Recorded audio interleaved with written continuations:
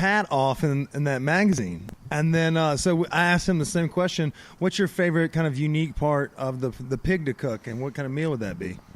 I would have to go, well, I mean, if you're not going to go bacon, if we're taking bacon out of the equation, I would go with a pork shoulder. Okay. Just because it's one of, like, the best barbecue meats. It's just perfect if you're getting into barbecue. I highly recommend it. It's super forgiving. As long as you get it over 160 degrees, you know, it might not be shreddable. You'll still be able to kind of slice it up. Unless you really, really overcook it, it's going to be dry. But even then, you can throw some of that juice back on it. You can put so much flavor into it. You can just do so many different styles. It's great for Instagram because you can, like, pull the shoulder bone clean out of it. Yeah. Just awesome. I'll eat that right up.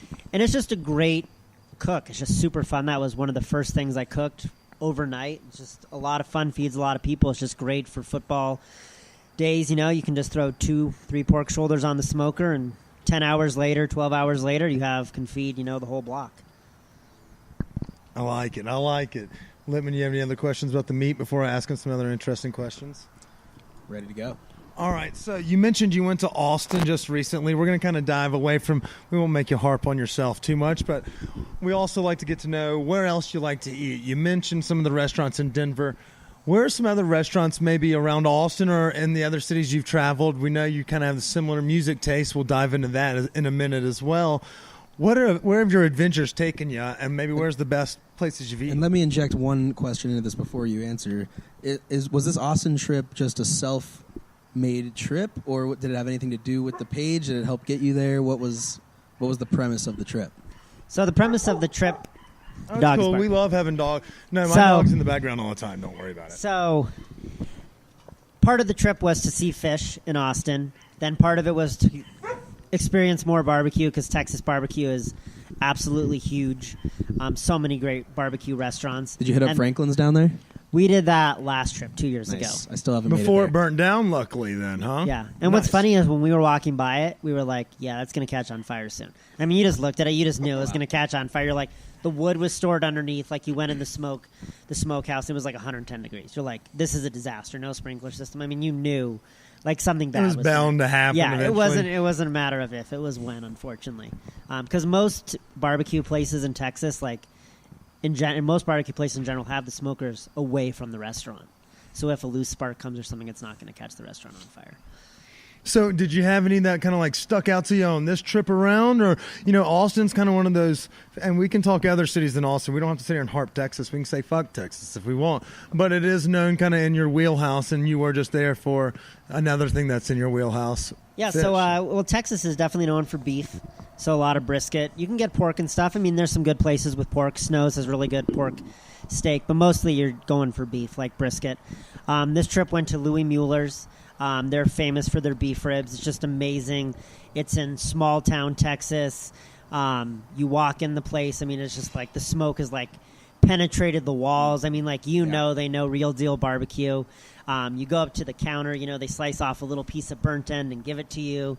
The bark is just like incredible on the beef rib. It's 1.5 pounds. Like, you have to share it with someone. It's just absolutely like self-indulgence.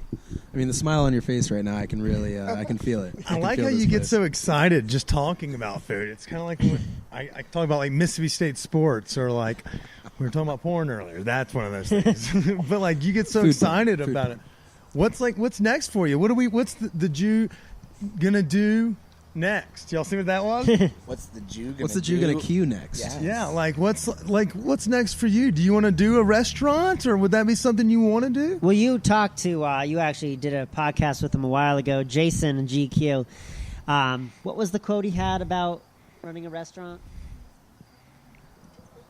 You need somebody to cook it and somebody to sell it. So, I mean, he's like, pretty much like try not to get into the business. It's really tough. I mean, okay. I admire all those people who are in the restaurant business. It's super tough. I mean, also from a consistency, I can put out a couple good steaks, but putting out 20 plus A-plus briskets day in and day out, I mean, that's an art form to do, and it's really tough to do. So, a couple people are like, when are you getting a food truck? When are you getting a food truck? I don't know. Maybe I'll sell like a small limited amount for like football, be like, hey, order some briskets, order that's some how it pork starts. shoulders. That's how it starts, The cart on the side of the street builds up to a truck. I know someone that's more than willing to promote it to his thousands of followers.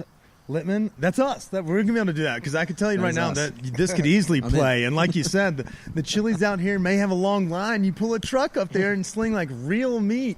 You could do it. This shit's delicious. Yeah, maybe take over the Phish lot scene. There was a couple deadheads back in the day who made $100,000 a year selling grilled cheese out of the lot. And I mean, if you go in the lot scene these days, people just think like dirty hippies, but it's not. Like Business hippies. They are. If it's Grateful Dead fans, they're making well beyond six figures a year. They have more money than they know what to do with. Even most Phish fans these days. So I mean, like lot food is like, so that might be a thing, just like selling brisket on the lot, maybe making some money that way and pay for Phish tour. We have buy like a Sprinter van, like one of the nice ones, and like just pop that thing open every day and be like, all right, let's get to grilling it and just enjoy it. That kind of sounds like the dream too. I may also try and with my teaching, just try and teach classes and kind of like how do you do a steak? How do you cook a brisket? I'm actually teaming up with Traeger in a couple months. The dates are being finalized. There was a football player who had PTSD, and he's going to be working over at Anschutz with other folks who've had PTSD and brain injuries, and we're going to do a grilling class and kind of just teach grilling and stuff and help them kind of, do something else besides awesome. That's amazing. Help them recover. Yeah, Really? That actually sounds like a nice concept as well because, like you said, you're a teacher and then like applying your passion project on the side. Do like a cooking school where people can come listen to good meat. They kind of do those paint pictures and come drink wine. What if we were all able to bring in our own whiskey and maybe like we're gonna cook some dank shit tonight, y'all? Yeah, because I mean, cooking a good steak isn't too difficult. And people have these really expensive grills, and they're still just cooking like frozen hot dogs and frozen burgers, and it's like you can cook more. I mean, it does require a little bit more, but I mean, it's not too difficult. You can learn. That's awesome. So, Brent, do you ever cook? We'll get you back in this conversation because I'm about to move it to Phish, and I know that this is going to be more Littman scene, and I'll take a break and eat more of this pie. But before we dive in, we'll say, as an impartial judge, no one's listening right now. What's your favorite thing that he cooks before we move away from the food section? So Adam always makes for me barbecue chicken, and the skin on his chickens are just to die for, like crispy, buttery awesomeness. So I'm just the lucky guy who gets to eat the whole chicken while everybody else is feasting on the steak and stuff. It's awesome to. Hey, I'm not gonna lie. It to me. I'm with you on that one. I feel like we're kind of rubbing it in because most people just get to see it and they're like, "Holy shit!" Now I feel bad just talking out loud about it so much, but yeah, it's good. It's good to be me. I'm not gonna lie. There we go. We go. Well, we'll shift this gears. Sure. Like y'all you prefaced, Phish tour, things like that. Last time Littman joined us, we had a friend of the program, Channing Morris. Shout out to her at Blue Mountain Bell. We did the Phish rundown with the shoot from the hips. That seems to be a theme on here. People liking good music, especially Phish. And 80s music like Jackson Brown, Hall & Oates, Of course, we're not going to forget all that. Thank you so much. But people that are touring now, touring heavy. I know Brent's been to a lot of shows this summer. Adam's been to at least one. We have the Dick's Sporting Goods Park 3-night run coming up in just a couple weeks. Annual tradition. All three of us tend to congregate there, me, Adam, and Brent. Adam, how many shows do you think you've seen over your time? I'm up to, I believe, 45. Okay, we're close. I know Brent's probably at 100. No, I'm not at 100 yet. I'm at a very lucky number, though. 69. Yeah. 69. Next show is number 70. Kip, how'd you know? Yep, it was awesome. I'm not lucky enough. It's not quite 100, but it's just lucky. No, it's a special number. No one's out there being like 82. And I've gone every show I've seen a new song. I have not had any shows where I've not heard a new song. That's pretty yet. solid. I haven't looked up that stat. Well, then what are we hunting this? Let's talk for a second. We are a Denver-based podcast, so let's talk a little. What are we expecting? Obviously, you have Curveball coming up before that, so you may miss out with all the heavy sets. What songs are y'all chasing? And let's talk best shows that y'all have called them recently. Well, I've been chasing Walfredo my entire life. You still haven't gotten it? I know I've seen all the signs. Still haven't gotten it, and my last back injury, I was headed to San Francisco to see it over a fall break, and they played it that San Francisco run, but I had to give up my tickets for that. No. So right now, this year, I'm like, if they play it, they have to play it at Curveball because the band members switching instruments to start it out. Like, that's the most Curveball thing they can do. But if they don't play it at Curveball, I might dust off my sign to try to get a request out of them because it would be due. They reference Vail, Colorado, so it's got to be the one for me that I'm chasing the most. What's the reference in the song? I don't think I don't recall. So it's Snow Falls in Vail, Colorado, and Phish was late and ruined the set because he got lost hiking or something. Okay. And so he didn't come on until set 2. So the whole first set they didn't have a drummer.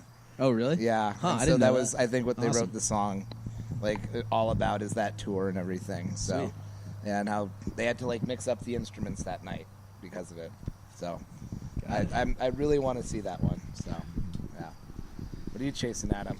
There's a few out there still. The Man Who Stepped Into Yesterday would be a great one to hear. Especially for this Jew who can cue. I know. I mean, they play a Vinu Volcano in it. I mean, I feel like they're going to play it at Curveball. I always feel like I'm like 1 or 2 shows off from seeing that. Let's see. I'd have to look at... There's a few others that I haven't heard that are surprising that you think I would have heard, but I haven't heard. I need to pull up my... And Hall & Oates is playing at Fiddler's Green. What song are y'all chasing there?